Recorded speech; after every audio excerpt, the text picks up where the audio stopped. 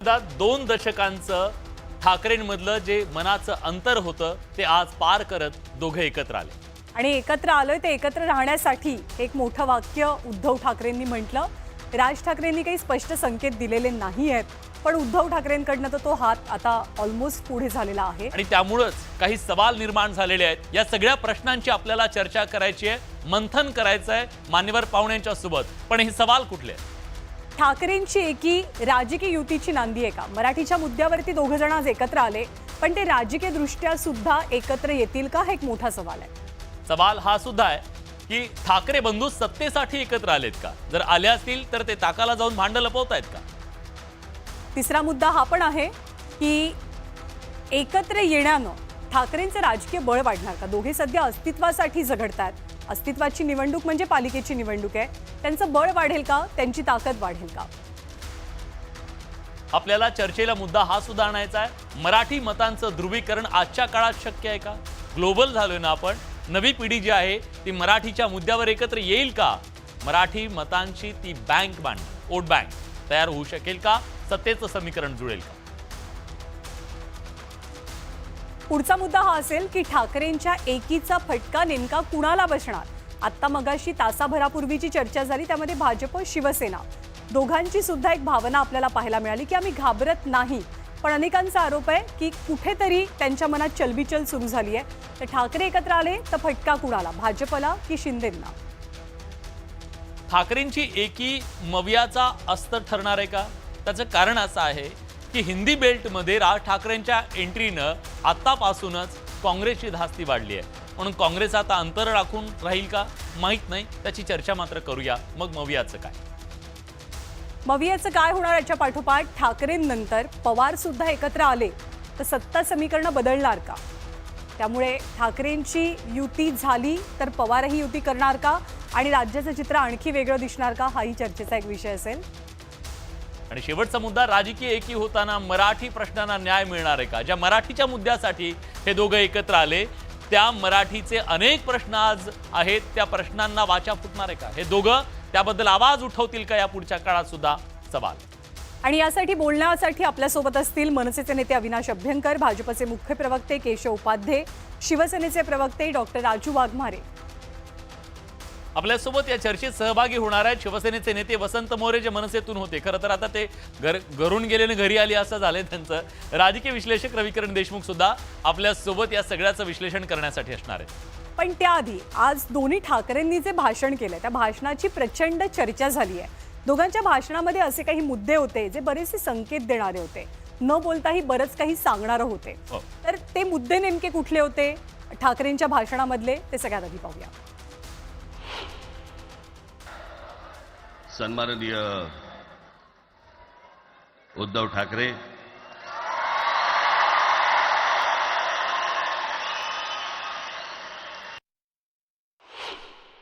त्यांनी मला सन्माननीय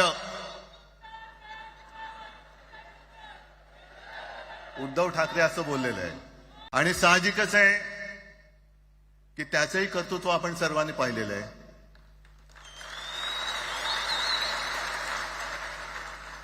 म्हणून माझ्या भाषणाची सुरुवात करताना सन्माननीय राज ठाकरे, आज जवळपास 20 वर्षानंतर मी आणि उद्धव आम्ही एका व्यासपीठावरती आज येतो आहोत.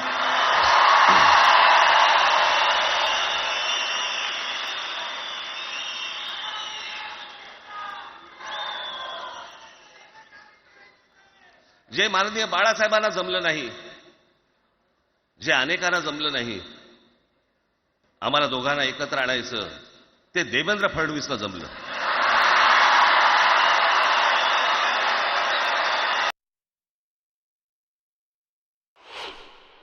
की आमच्या दोघांमध्ये जो काही अंतरपाठ होता तो अनाजी पंतांनी दूर केला.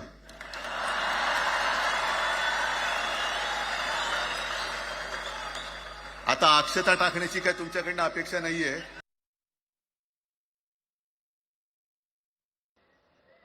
मी माझ्या मुलाखतीमध्ये एक म्हटलं होतं की ज्याच्यातनं या सगळ्या गोष्टी खरं तर सुरू झाल्या. आणि मी असं म्हटलं होतं की कोणत्याही वादापेक्षा आणि कुठच्याही भांडणापेक्षा महाराष्ट्र मोठा आहे.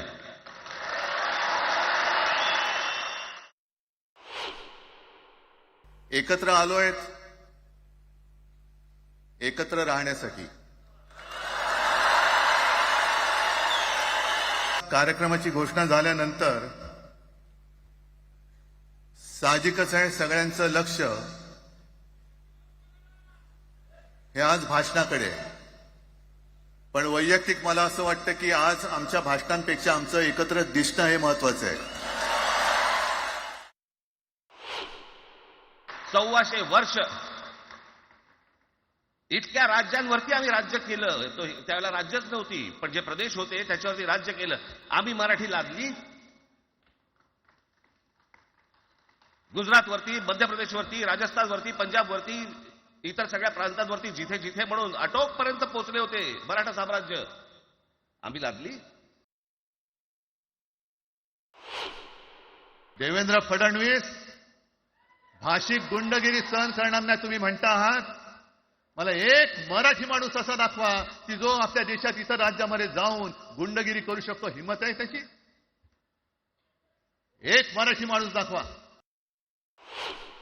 यांनी फक्त चाचपडून पाहिलं, चाचपडून. मुंबई स्वतंत्र करता येते का याच्यासाठी अगोदर जरा थोडंसं भाषेला डिवचून बघू. महाराष्ट्र शांत राहिला तर पुढे ते पाऊल टाकू. मराठी माणूस आम्ही मुंबई बाहेर नेला असं जर का तुम्हाला वाटत असेल तर 14 सालानंतर तुम्ही मुंबई आणि महाराष्ट्राचे जे काही लचके तोडलेत, मुंबईतून सगळे उद्योगधंदे, महाराष्ट्रातून उद्योगधंदे सगळे पळवले. आर्थिक केंद्र गेलं, हिरे व्यापार गेला, मोठमोठी ऑफिसेस गेली. आपल्याकडे येणारे उद्योगधंदे जे आपल्या काळात येत होते ते कुठे गेले? मग काय तेवढाच हिंदुस्थान किंवा तेवढंच सगळे हिंदू आहेत?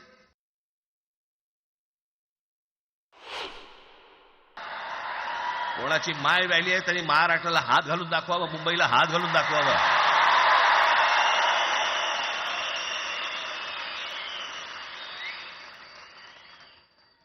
त्या मजाक वाटला काय? आम्ही शांत आहोत याचा अर्थ नाही होत.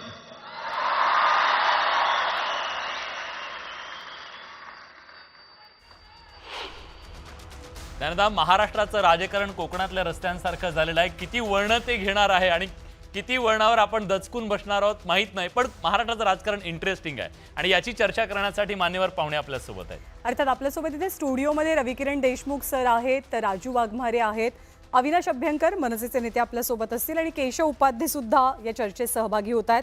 वसंत मोरे सुद्धा या चर्चेमध्ये असतील आपल्यासोबत. चर्चेची सुरुवात मी करणार आहे. आज केशव उपाध्ये यांच्यापासून, भाजपचे मुख्य प्रवक्ते आहेत. केशवजी, कांदे पोहे तुमच्या सोबत झाले, अंतरपाठ मात्र तिकडे उद्धव ठाकरेंच्या सोबत आज दिसला. ही चिडचिड त्याचीच आहे का? कोण चिडलंय?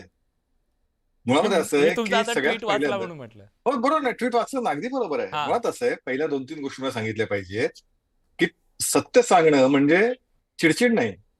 परिस्थिती अशी आहे, म्हणजे आज सगळं तुम्ही भाषण ऐकलं असेल, भाषण ऐकल्यानंतर दोन्ही भाषणं ऐकली, म्हणजे राज ठाकरेंच्या भाषणात किमान काही मराठीबद्दलचे मुद्दे तरी होते, पण उद्धव ठाकरेंचं भाषण तुम्ही ऐकलं असेल तर ते केवळ ते भाषण होतं, ते चिडचिडीचं, रडारडीचं, रुदालीचं, एक प्रकारे पुन्हा एकदा. म्हणजे शेवटी कसं बघा, तुम्ही जाहीर काय केलं? मराठीसाठी मोर्चा आहे, मराठी भाषेसाठी मोर्चा आहे.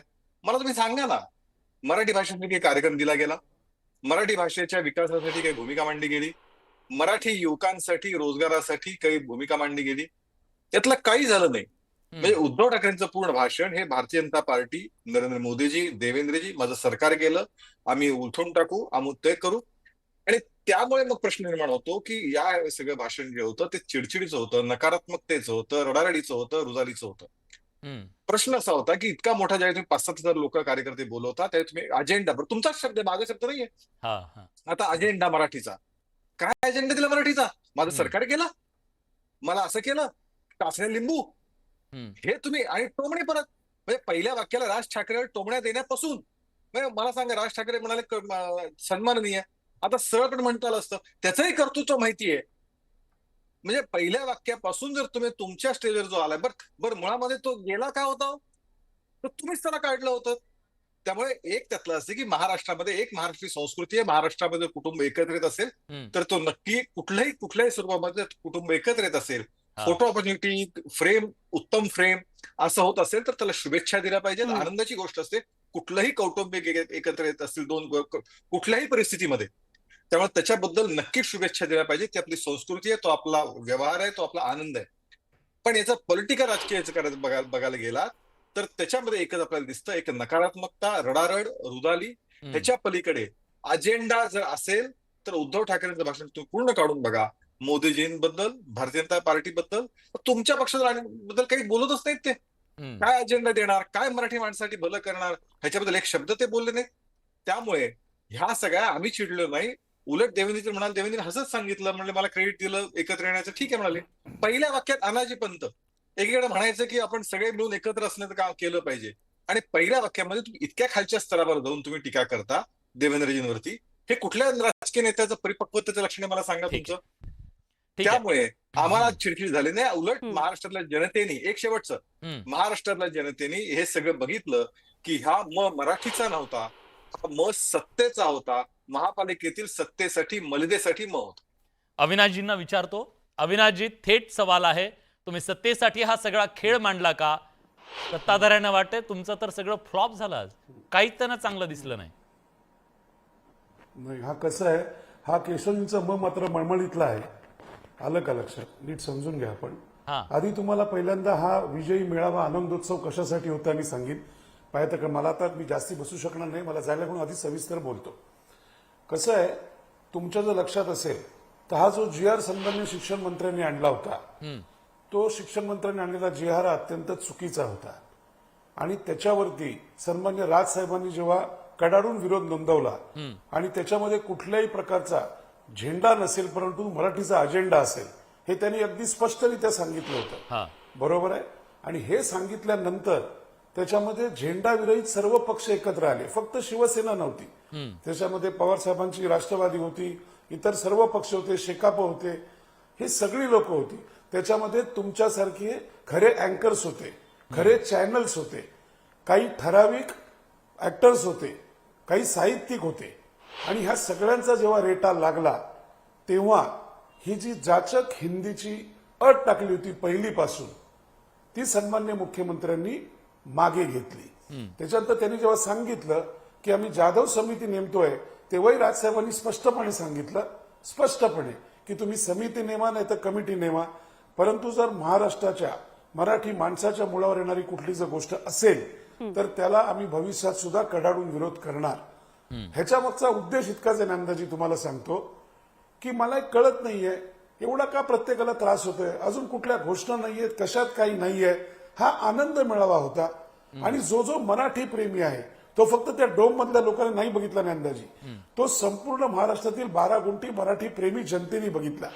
ह्याचा त्रास व्हायचं कारण काहीच नाही. राजू वाघमारे कुठं मिळाले त्यांना त्रास? त्याचा विषयच असा होता की जो राजू वाघमारे कुठं मिळाले त्यांना त्रास होतोय? नाही, मी आता बोलताना ऐकलं, अजिबात नाही त्रास नाही, नाही त्रास नाही. मी जे ऐकलं मगाशी पहिल्यांदा केशवजी जे बोलले ना, कळलं का हे नुसतं असं जमलं होतं वगैरे, मला नीट ऐकायला येत नव्हतं.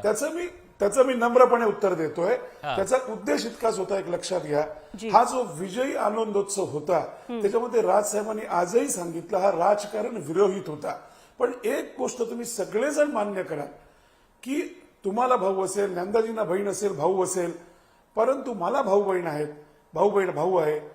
किंवा दोन भाऊ जेव्हा एकत्र येतात ना अनेक वर्षांनी, त्यातलं राजकारणाविषयी बाजूला ठेवा, ह्याला महाराष्ट्राची संस्कृती आणि संस्कार म्हणतात. आणि ती फ्रेम या महाराष्ट्रातील 12-14 कोटी जनतेला 100% आवडली असेल, कारण हे आपल्यावर साधू संतांनी केलेले संस्कार आहेत. आणि त्यातनं आपण सगळेजण मोठे झालेलो आहोत. आता कोणी काय त्या भाषणाचं अनालिसिस काय करतो, तो प्रत्येकाला प्रत्येकाचे विचार लखलाभो.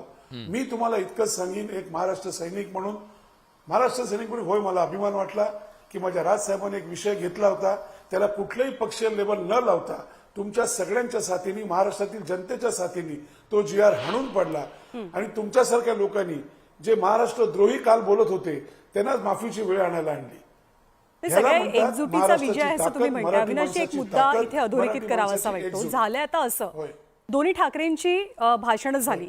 दोन्ही ठाकरेंना एकत्र पाहताना मराठी भाषिक माणूस सुखावला, महाराष्ट्र सुखावला, ठाकरे प्रेमी सुखावला. पण झालंय आता असं की उद्धव ठाकरेंच्या भाषणामध्ये सत्ताधाऱ्यांना खूप मोठी खोट दिसते. ती त्यांना राज ठाकरेंच्या भाषणामध्ये दिसत नाहीये, राज ठाकरेंच्या भाषेमध्ये दिसत नाहीये, पण उद्धव ठाकरेंच्या भाषेमध्ये दिसते. तर सत्ताधाऱ्यांचं म्हणजे स्पेशली शिवसेना, एकनाथ शिंदेची शिवसेना आणि भाजपचं हे असं खोट दिसणं किंवा ती खोट दाखवून देणं उद्धव ठाकरेंच्या बाबतीत आणि राज ठाकरेंना सेफ ठेवणं, राज ठाकरेंना एक प्रकारे राजकीयदृष्ट्या गोंजारण्याचा प्रयत्न आहे, सगळी दारं खुली ठेवण्याचा प्रयत्न आहे राज ठाकरेंसाठी. हे बघा, गेल्या 19 वर्षात आम्ही यशही पाहिलं, अपयशही पाहिलं. एक गोष्ट तुम्हाला सांगतो की सन्मान्य राजसाहेब ठाकरे हे खरंच राजा माणूस आहेत.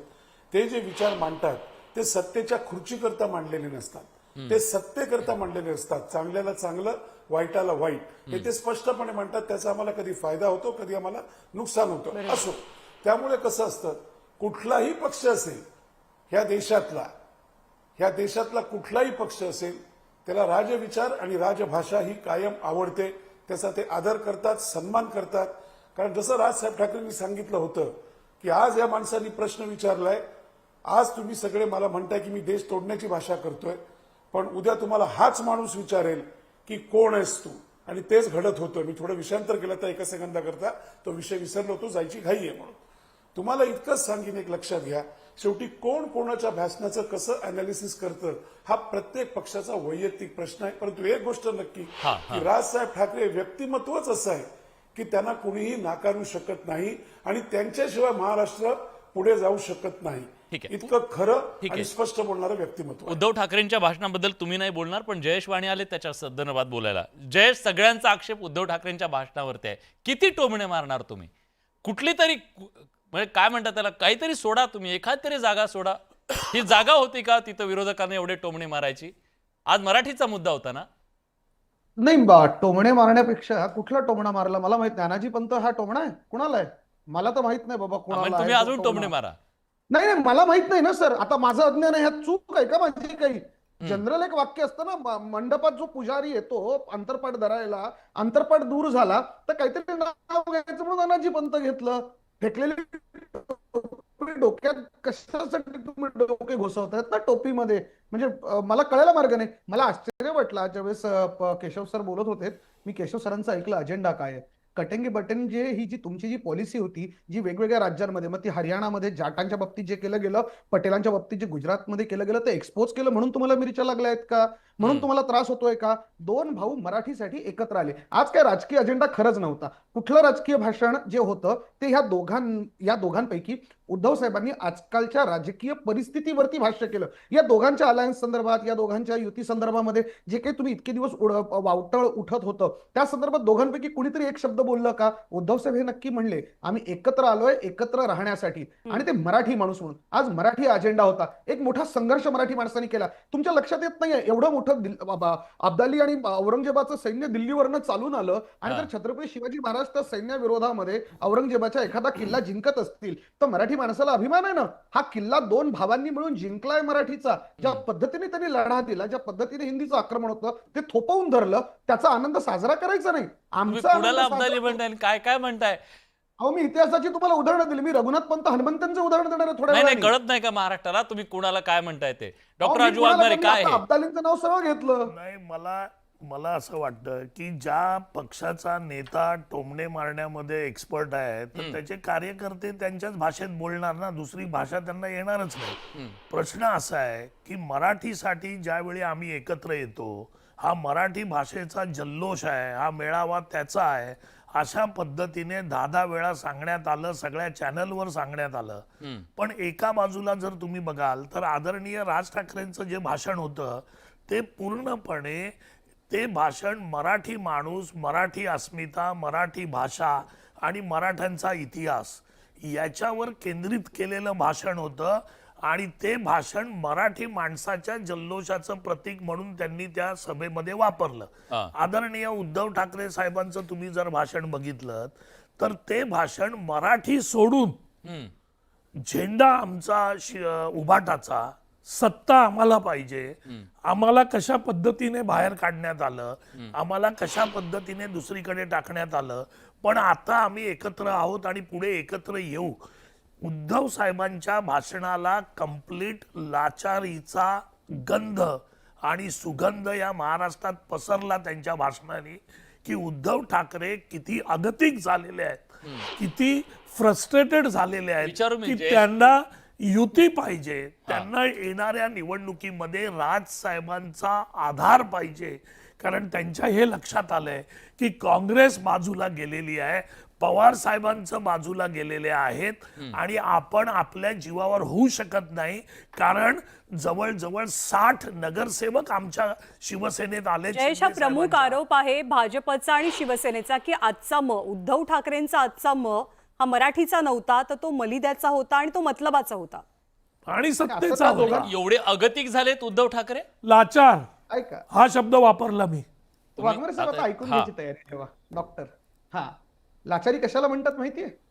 गुजरातच्या व्यासपीठावरती जाऊन ना, तिकडे महाराष्ट्रामध्ये उभं राहून जे गुजरात म्हणणं त्याला लाचारी म्हणतात. लाचारी कशाला म्हणतात माहितीये तुम्हाला? महाराष्ट्रामध्ये मराठीवरती ज्यावेळेस हिंदी लादली जाते ना, तेव्हा तोंडातून ब्र शब्दही न काढणं याला म्हणतात लाचारी. आता ही कुणी केली आहे राजू वाघमारे साहेब? तुम्हाला माहिती आहे ना, की नाव सांगू? तुम्ही केली आहे, तुमच्या पक्षाने केली आहे ही लाचारी.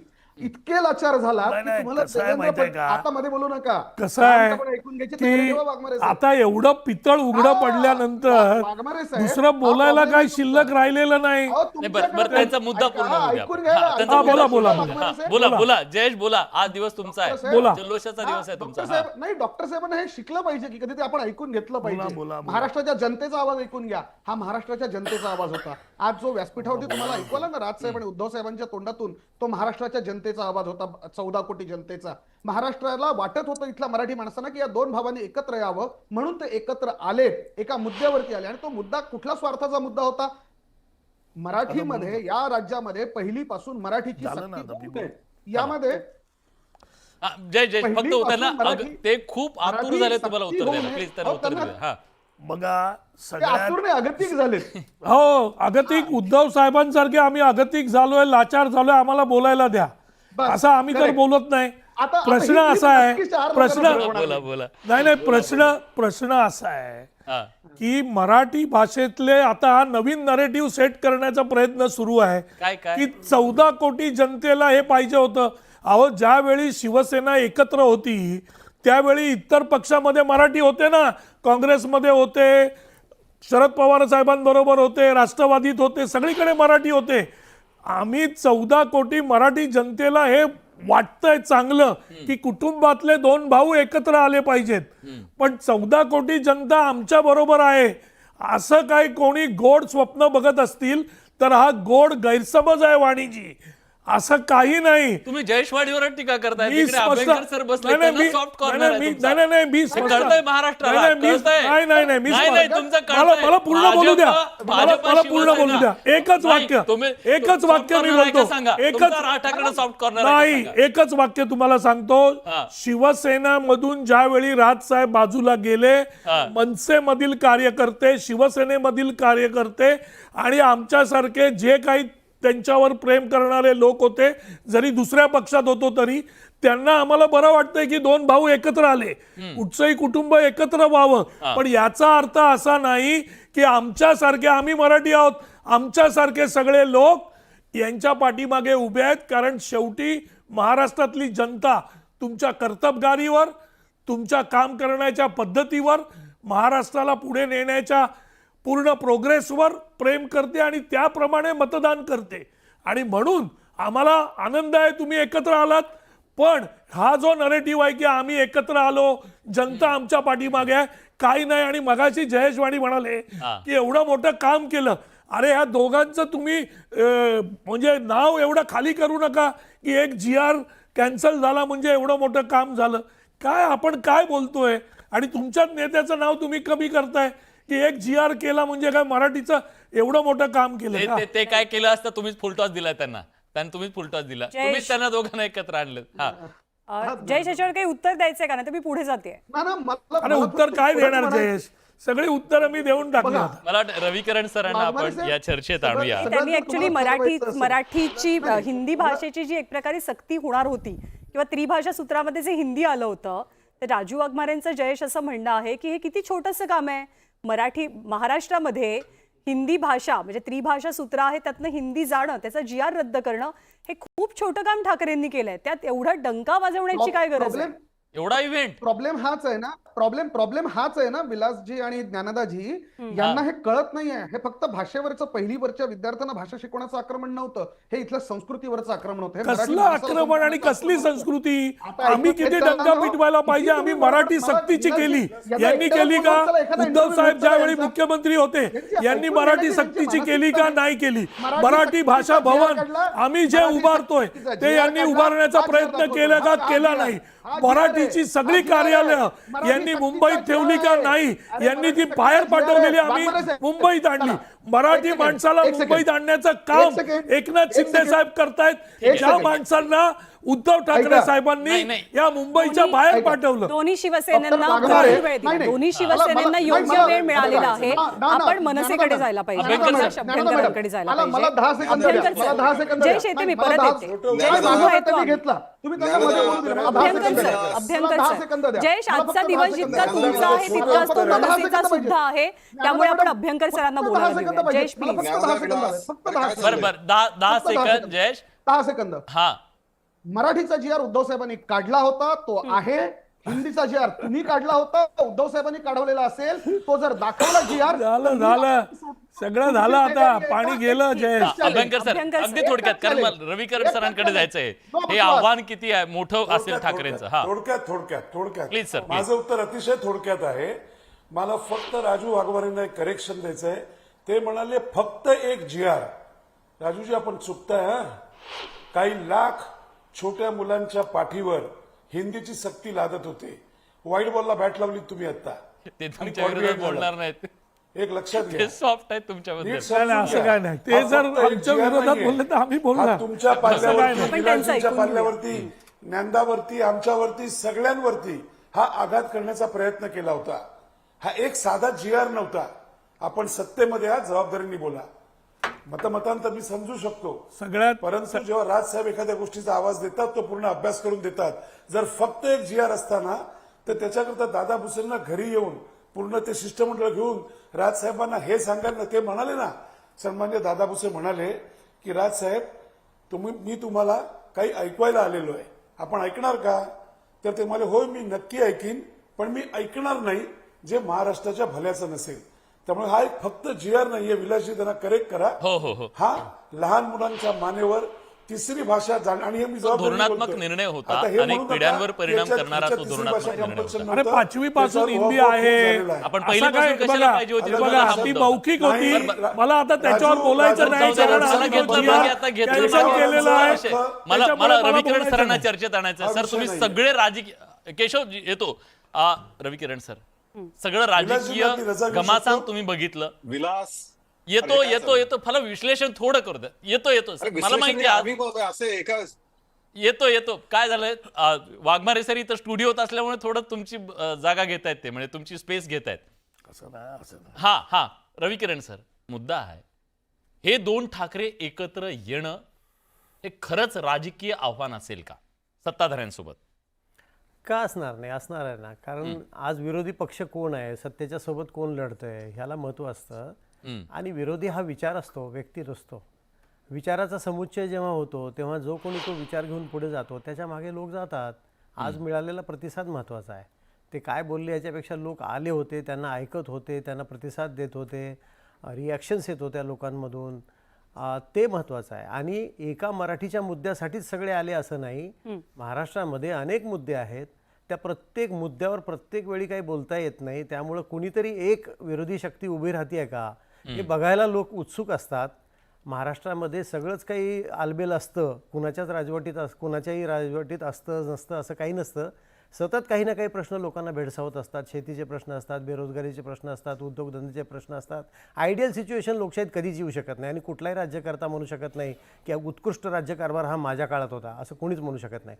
आजही महाराष्ट्रामध्ये जे लोकांच्या मनामध्ये विचार आहेत ते मांडणारे कुणीतरी तयार होत आहेत का हे पाहायला लोक उत्सुक होते, म्हणून तो प्रतिसाद मिळाला. दोघा भावांनी मिळून एक आपण काहीतरी आघाडी तयार करू शकतो असं दाखवून दिलं, मतभेद विसरतोय असं दाखवून दिलं, त्याला मिळालेला हा प्रतिसाद आहे. आता हे दोघे भाऊ मराठीच्या मुद्द्यावरनं तसं बघायला गेलं तर खूप सहजपणे एकत्र आले, पण राजकीय मुद्द्यावर महापालिकेसाठी तितकंच सहजपणे एकत्र येणं या दोघांना शक्य वाटतंय का तुम्हाला? सहज शक्य वाटतंय का? बरोबर आहे प्रश्न ज्ञानदा. असं आहे की आज त्यांनी एकत्र येऊन मराठीच्या मुद्द्यावर आम्ही एकत्र येऊ शकतो हे दाखवलं आणि ते दाखवण्याशिवाय त्यांना भागही नव्हता, कारण मराठीचा मुद्दा अत्यंत संवेदनशील मुद्दा आहे, एका भाषेचा एका संस्कृतीचा मुद्दा आहे. पण जेव्हा सत्तेची चर्चा सुरू होते तेव्हा सत्तेमध्ये वाट्यावर खूप वाटा कसा असेल, कोण महत्त्वाचं असेल, क्रमांक 1ला कोण असेल, पदवाटप कसं होईल, अधिकार कोणाचा चालेल, कोणत्या मुद्द्यावर तुमची भूमिका काय असेल, आमची भूमिका काय असेल, हे अनेक मुद्दे आहेत. हे यातनं मार्ग काढणं हे दिसतं तेवढं सोपं नाही. मुंबई महानगरपालिका एका देशातल्या एका राज्याएवढी, राज्याचा जेवढा अर्थसंकल्प असतो त्याच्यापेक्षा जास्त मोठा अर्थसंकल्प असलेली महानगरपालिका आहे. जेव्हा इथल्या सत्तेचं वाटप करायला चर्चा सुरू होईल तेव्हा त्यात अनेक मुद्दे येतील. महापौर कोण असेल, स्थायी समिती कोणाकडे जाईल, सुधार समिती कोणाकडे जाईल, शिक्षण समिती कोणाकडे जाईल. तर हे सगळं आजच्या आज सॉल्व्ह झालंय, हे आजच्या आज सगळं संपलंय असा दावा करणं चुकीचं आहे. नाही, इतर ते आजूबाजूची जी मंडळी आहेत राजकीय दृष्ट्या त्यांना एकत्र येऊ देतील का? नाही, दोघं आता कसं आहे की शिवसेना ही राजकीय तसा त्या अर्थाने राजकीय पक्ष कधीच नव्हती. ही संघटना आहे, लक्षात घ्या. संघटना ही संघटनेचा जो प्रमुख असतो त्याच्या विचारधारेवरच चालते, तिथं बाकीचं काहीच चालत नाही कोणाचं. त्याच्यामुळं आजूबाजूचे लोक काय म्हणतात हे किमान शिवसेनेत तरी काही चालणार नाही.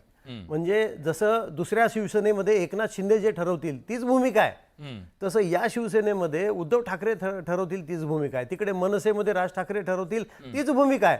त्यामुळं आजूबाजूचे लोक काय बोलतात याचा विचार ठाकरे बंधू करतील यावर मला अजिबात विश्वास बसत. ठीक आहे, केशव उपाध्यायांना मला विचारायचं आहे. केशवजी, थेट सवाल आहे.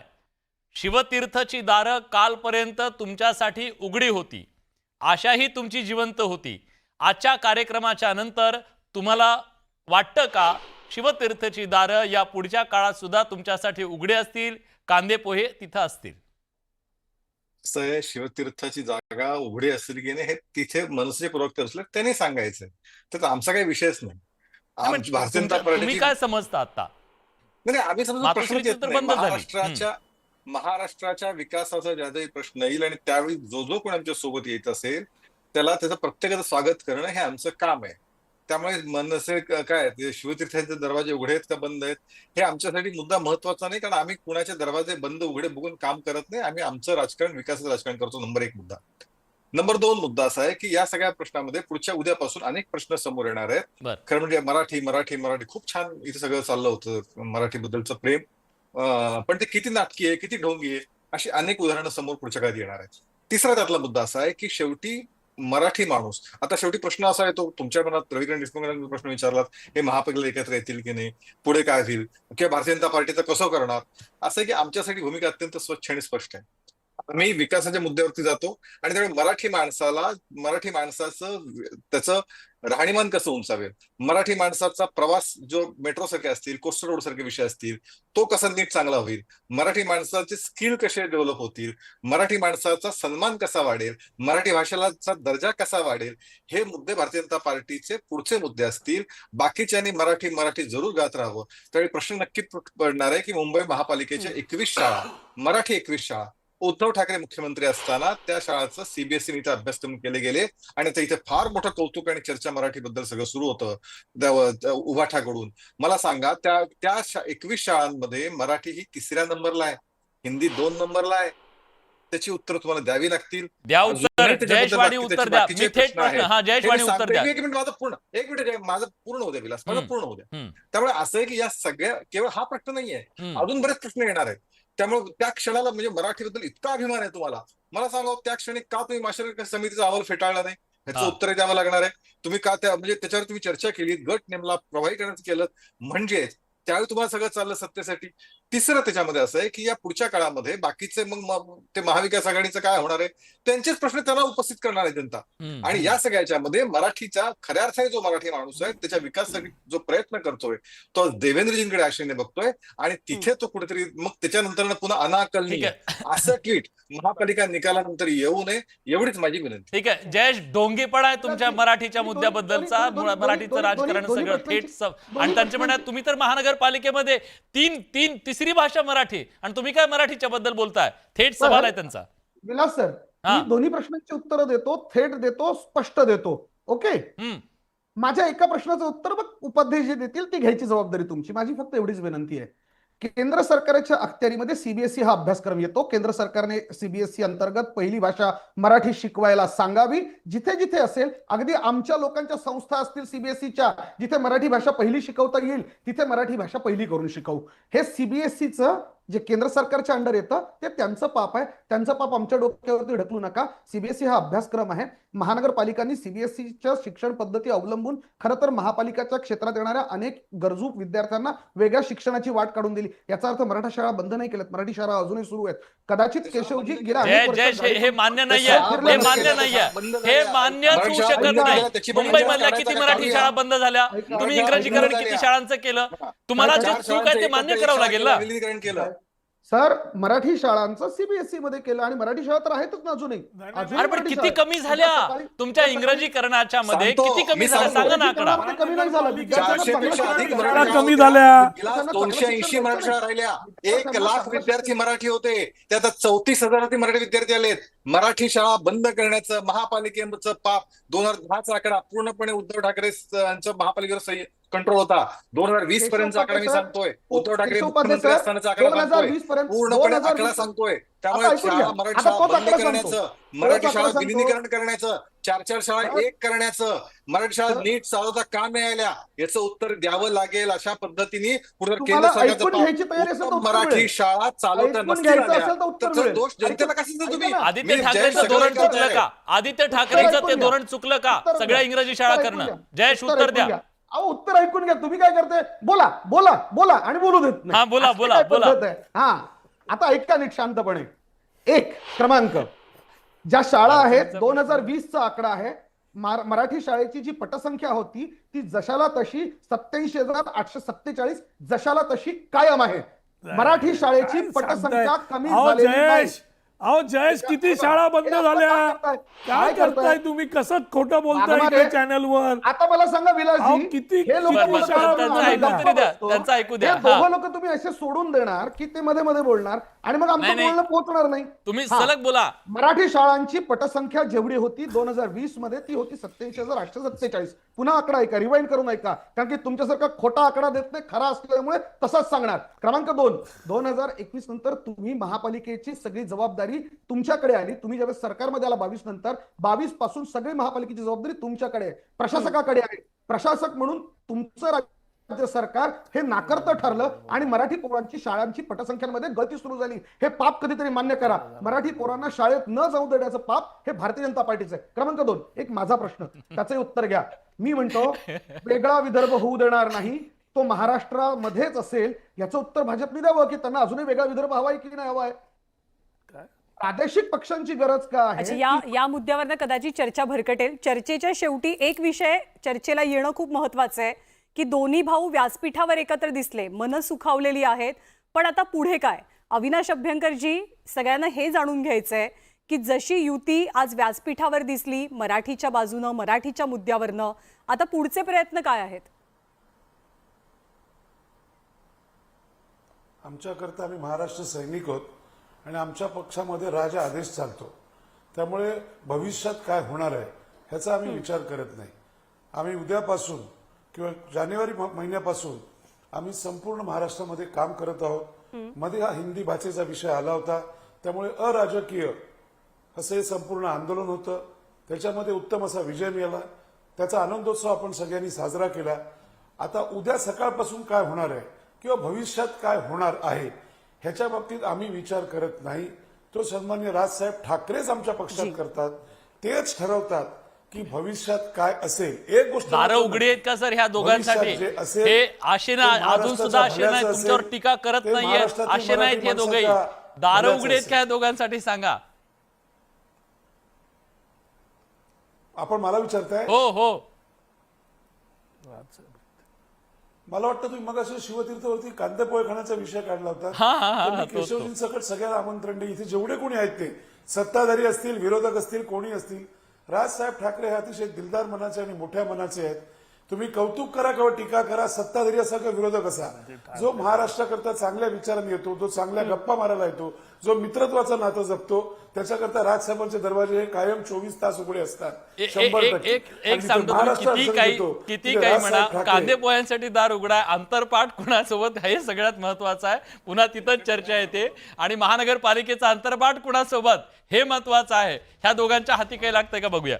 आणि एकच मला एकच सर जे म्हणत होते की हे दोघे एकत्र आले तर मुंबईच्या राजकारणात किंवा महाराष्ट्राच्या राजकारणात परिणाम होईल. मला असं वाटतं की एकत्र येण्याच्या ऐवजी आम्ही आमचं जे काम करतोय, म्हणजे शिंदे आमची जी शिवसेना आहे, त्या शिवसेनेला या महाराष्ट्रातल्या मराठी माणसाने पूर्णपणे पाठिंबा दिलाय. तो माणूस आमच्या बरोबर आहे, ते नेते आमच्या बरोबर आहेत, कारण त्यांना आमचा सर्वोच्च नेता आवडलेला ठीक आहे. आहे. आणि आमचा नेता या मराठी माणसाला जो मुंबईतून बाहेर फेकल्या गेल्या 25 वर्षात, ज्यावेळी मुंबई महानगरपालिका उद्धव ठाकरेंच्या हातात होती, त्या सगळ्या लोकांना, मराठी तेव्हा तुम्ही थोडक्यात- सोबत लोकांना होतात. मुंबईत आणण्याचं काम थोडक्यात असं आहे, आदरणीय थोडक्यात याच्यावरनं दिसतंय एकनाथ असं शिंदे करतायत, की आम्ही भाषीय करतोय. मुद्द्यावरनं रविकिरण सर आणि मराठीच्या मुद्द्यावरनं ही पालिकेची निवडणूक लढवली जाणार आहे. हे दोनच मुद्दे, भाषीय मुद्दे, मराठीचा मुद्दा हा केंद्रस्थानी असणार आहे. राजकारण, जसं तू सुरुवातीला विलास उल्लेख केलास, की खूप वेगळ्या वळणावर आहे, खूप इंटरेस्टिंग वळणावर ते आहे. त्यामुळे या क्षणी फक्त वेट अँड वॉच हेच सगळेजण करू शकतात. त्याच भूमिकेमध्ये आपल्याला कार्यकर्ते दिसतात. निश्चितच. आणि या वेट अँड वॉच मध्ये कुणाच्या हाती काय लागतंय, सस्पेन्स संपलेला नाहीये, क्लायमॅक्स झालाय असं म्हणूया. आणि या चर्चेत आपण इथंच थांबूया. या चर्चेत आपण सगळेजण आलात, आपली भूमिका मांडलीत, त्याबद्दल सगळ्यांचे मनापासून आभार. आज या विशेष चर्चेमध्ये आपण इथेच थांबतोय.